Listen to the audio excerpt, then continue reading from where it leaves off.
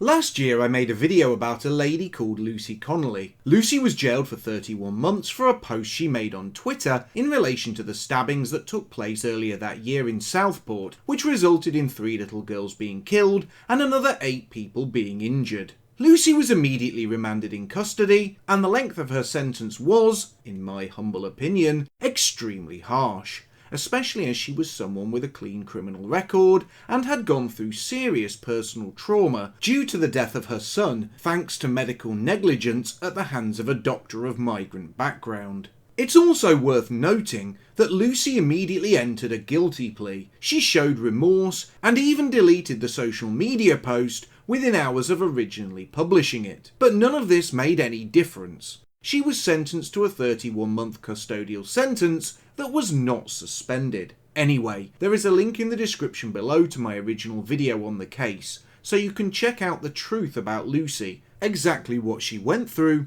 and then you can decide how fair and just her sentence was. Now on to the latest news regarding Lucy Connolly. News which will no doubt anger many who are already aware of the shocking 2-tier justice system we live under. Lucy's husband Ray has been diagnosed with a terminal illness, and despite this, Lucy has been denied temporary leave to visit him and their 12-year-old daughter. But if you can believe it, the injustice Lucy is suffering actually gets worse. Following Lucy's guilty plea and her sentencing, she was imprisoned at HMP Peterborough before being moved to HMP Drake Hall in Staffordshire. Since November, she has met the necessary criteria to qualify for release on temporary licence, which allows low-risk prisoners to spend up to 2 nights at home twice a month to maintain family connections. However, Lucy's application to visit her terminally ill husband and young daughter, who is reportedly struggling emotionally and academically,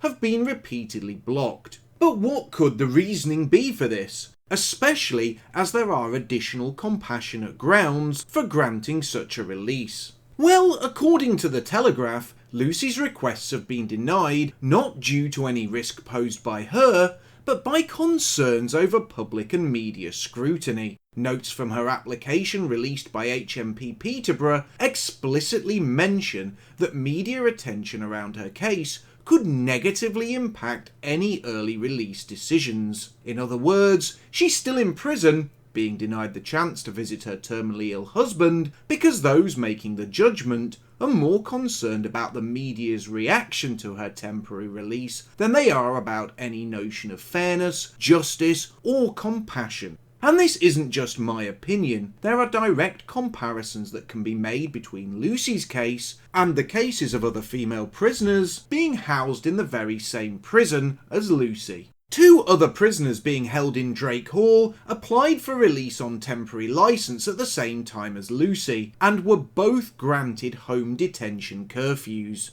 However, both of the women who were granted release were deemed unsuitable under the guidelines of the temporary release scheme, as both of the women in question had killed people and were imprisoned due to charges of death by dangerous driving. Both of these women had taken a life, both had direct victims, and both had caused real and identifiable injury. Yet both were released against the advice laid out in official guidance. In comparison, Lucy had posted her opinion on social media, had thought the better of it, removed it within a few hours, admitted her guilt, showed remorse, and had a range of mitigating circumstances in her personal life both before and after her sentencing. Yet she has been shown no mercy whatsoever by the so-called criminal justice system. At this point, I am going to state the obvious. In the eyes of the state, there is no greater crime than opposing the state-sanctioned multicultural narrative, which has basically become the official state religion. And if you commit what is now effectively blasphemy, you will face the full wrath of the establishment and be treated more harshly than those who have taken a life.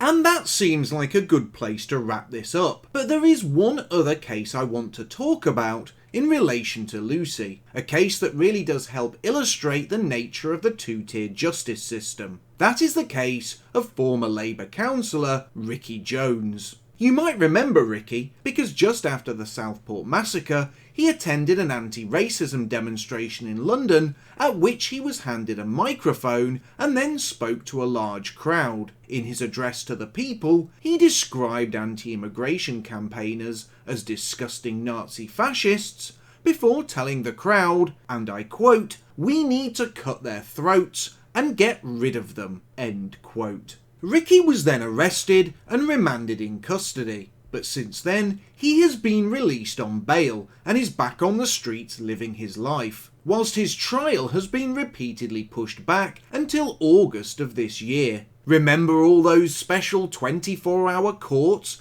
convened by Keir Starmer himself? The courts that were necessary to swiftly deal with thought criminals like Lucy Connolly. Well, Ricky Jones wasn't dragged before one of those courts, nor was he permanently remanded in custody until his trial, like many of those involved in protests in the wake of the Southport killings.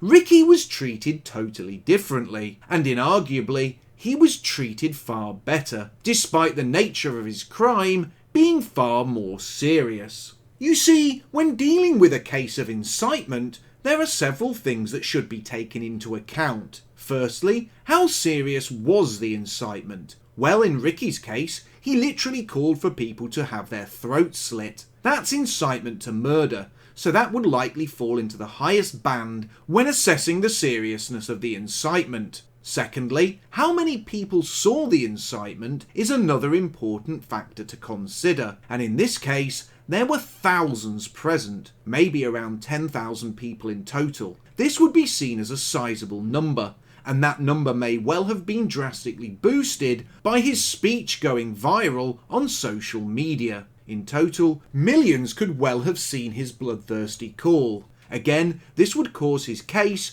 to fall into the higher bands when being assessed for its seriousness. Thirdly, the mood of the crowd who were present when the incitement took place is another important factor to consider. The angrier and more fired up the crowd is, the more serious the incitement is. For example, if you post an incendiary statement to a small group on Facebook who at the time the post was made are all sat in bed with a cup of tea, that's less serious than making an incendiary call to a large and angry crowd who are already fired up and on the streets looking for confrontation. And the protest at which Ricky made his speech was a counter-demonstration. Those present had come to confront a small group protesting against the effects of mass immigration. As such, the incitement in this case would present not only a much more serious risk, but also an immediate risk. Finally, there is the issue of the status of the person making the incendiary comment.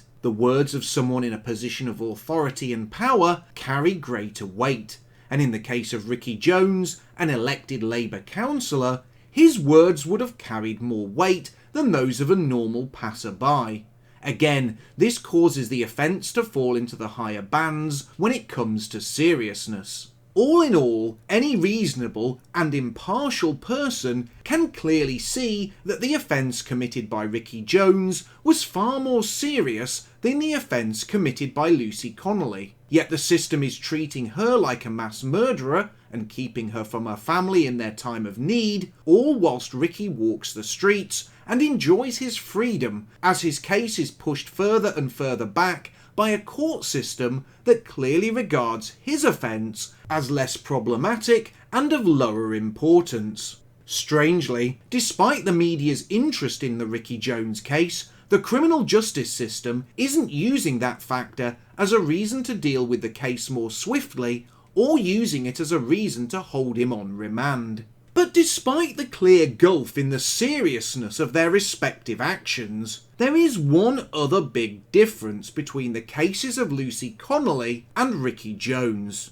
Lucy is white and her comments were aimed at migrants, and Ricky Jones is not white and his comments were aimed at white anti-migrant protesters. And I would wager this is a large part of the reasoning as to why they have been treated so differently. The system isn't just unfair, it isn't just a two-tier system, it's an anti-white system. An anti-white system that is profoundly both crooked and cruel. And this system reserves its most cruel punishments for normal white people who dare to oppose the state religion of multiculturalism.